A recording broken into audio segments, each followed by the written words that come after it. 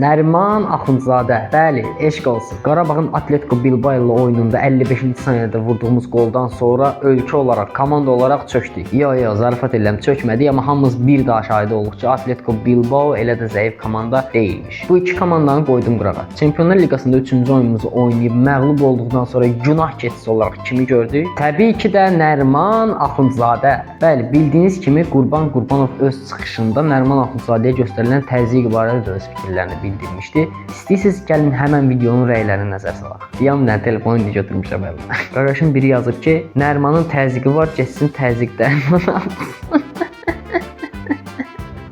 Rəylərin birində də yazıb ki, dünən oyunu satmışam da. Yo, yəni satılmış oyun teması ilə də qalırdı. Yəni o mövzu hələ də aktualdır. Atletik Bilbao ilə oyunda Bəhlul Mustafazadəni həqiqətən alqışlayıram. Tural Bayramov həmçinin. Qalanda Elvinə nəysə, Nərimanın isə daha gözəl oyun göstərməyini ölkəcə səbirsizliklə gözləyirik. Növbəti oyunlarda isə Qarabağa sadəcə uğurlar arzulayırıq və biz komandamıza həm də Qurban müəllimə inanırıq.